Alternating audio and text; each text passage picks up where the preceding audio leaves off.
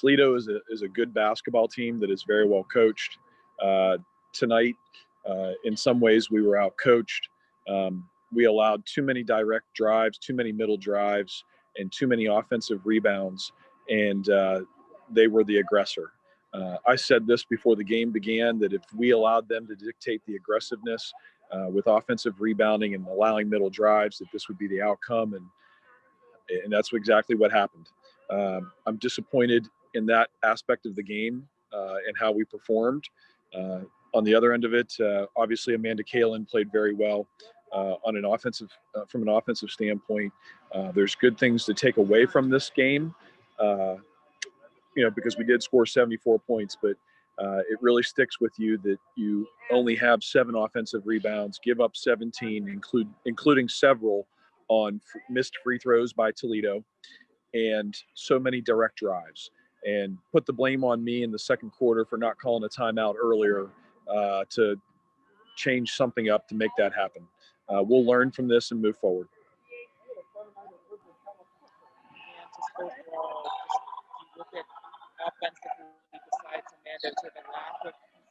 Zach, I can't hear you. Can you hear me okay now? A little bit, yeah. Just overall, besides Amanda, just trying to find some offensive spark, why do you feel like that might or might not have been inconsistent tonight? I think the big reason why is that we didn't have great flow by any stretch. We were slow to get the ball out of bounds when Toledo would score, and it would allow them to set their defense. And they scored a lot, so they were able to set their defense. And they're very good at switching, and they're athletic and quick, and they did a nice job. Again, we still scored 74 points, and from our starters, Diamond Bragg had 7, and Precious Johnson had 9 on 4 or 5 shooting, and Laya had 12, and Amaya had 8 on 4 or 6 shooting. We needed to keep Precious out of foul trouble and find her the ball a little bit more. Laya can't be 5 for 11 against smaller post players. She's got to be able to score at a higher frequency. And so that was disappointing, and put that on the coach that I didn't gamble and give Precious some of those minutes and see if she could be a little bit more effective. So that blamed me for that. And then frankly, we got nothing from our bench from a scoring perspective. We got two baskets from our bench, and that was disappointing. I'm going to tell you, Kirsten Elliott had wide open looks, and they just didn't fall tonight. They looked good too, just did not fall. When you specifically mentioned Precious, she went to the bench early with those 2 turnovers and those 2 fouls. How much of it was just her getting into a rhythm? You got to say it again, Zach. I can't hear you. Was it difficult for Precious to get into a rhythm with those 2 turnovers and those 2 fouls early on?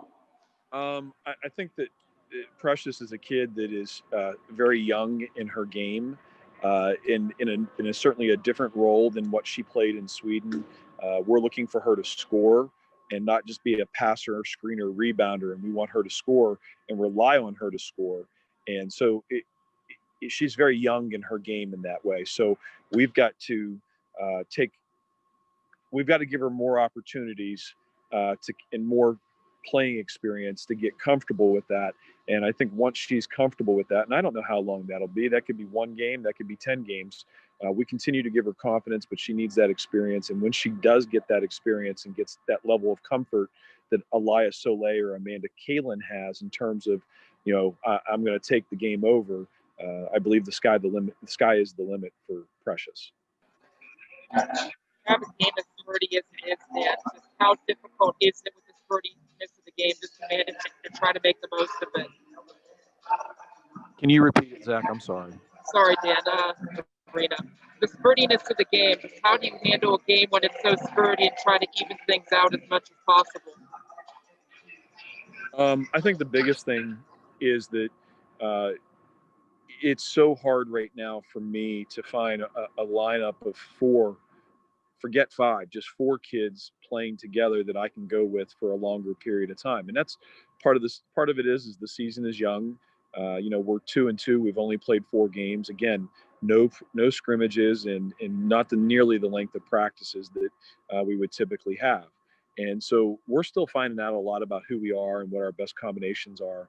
And so even though I'm very disappointed in how we allowed middle drives and how we allowed offensive rebounds, there was a lot of good there today where we were able to score 74 against a good team.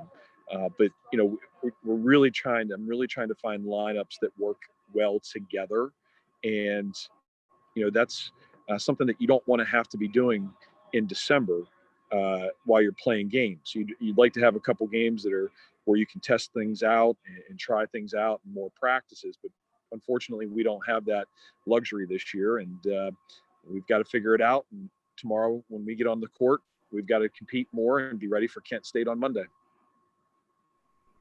Hey, Dan, it's Ryan. I'm going to read the questions from Zach from the chat, make it a little easier. Okay. So what Zach had to say was, what was the focus on practice this week, and how do you think it was executed? Well, the focus was no middle drives, and that was executed very poorly. I don't think I know me personally was surprised at the size. I think that Toledo actually underrepresents their height. Everybody adds an inch or two to their roster height. I feel like they underrepresent and they go the other way. So if a kid's 6 foot, they list her at 5'10". They were bigger than I anticipated and very athletic. Very athletic. They're a good basketball team.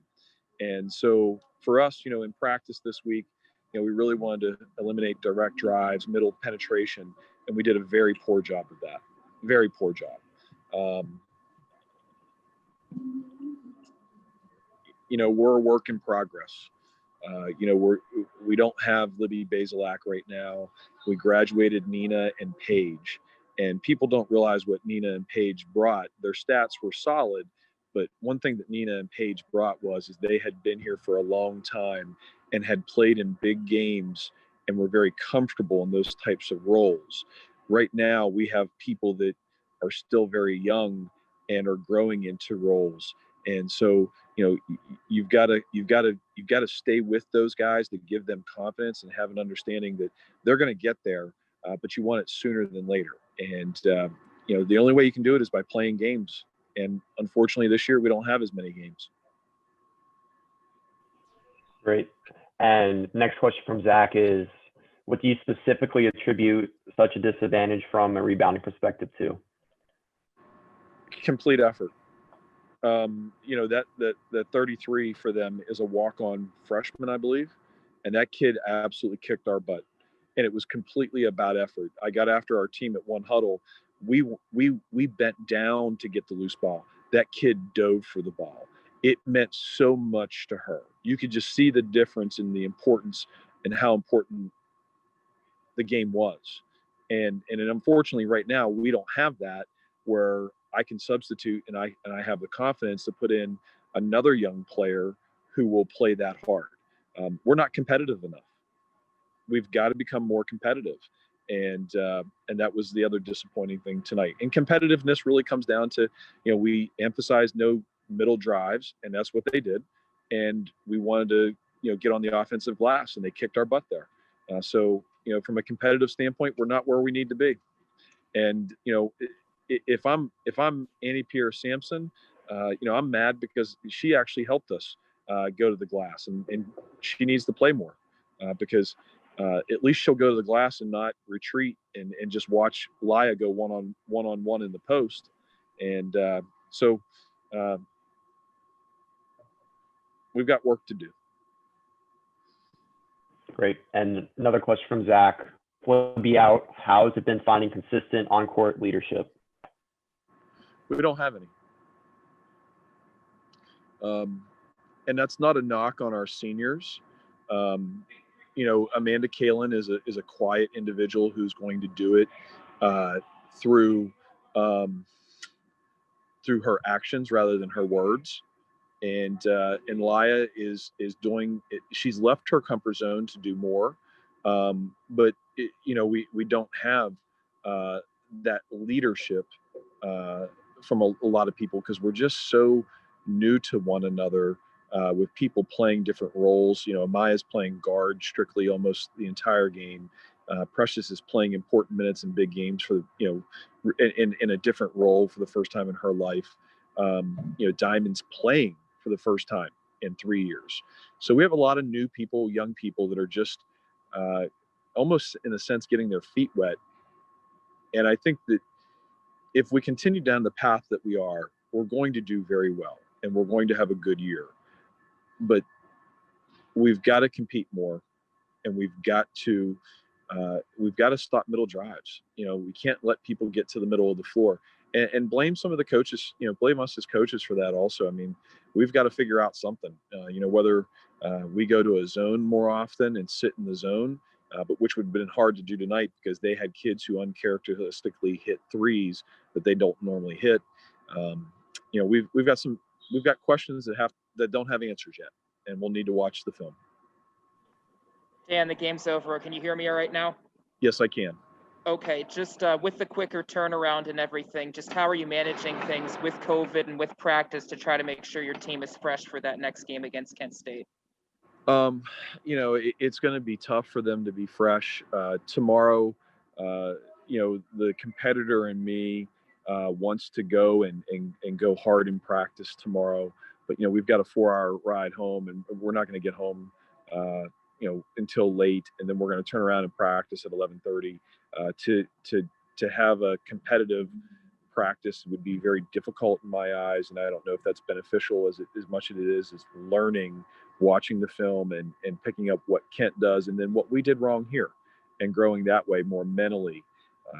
That's one of the things we're going to sit and think about for an hour or so on the bus, and then the coaches and staff will meet on the bus in an hour or so after we all think about where we need to be better, and then we'll watch film in the morning, and then we got to see what our kids feel like.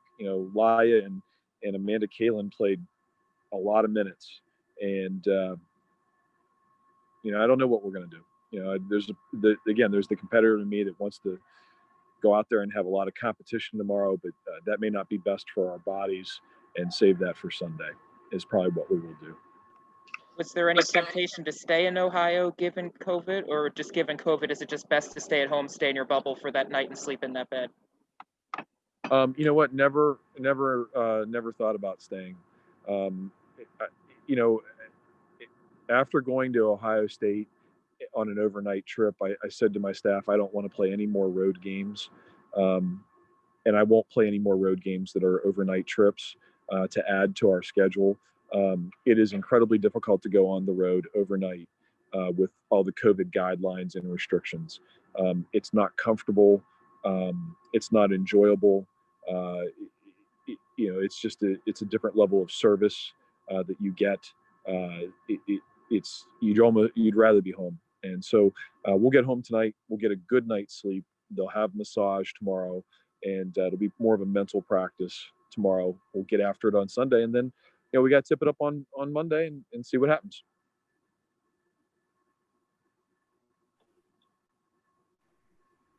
You all good, Zach? Yes, sir.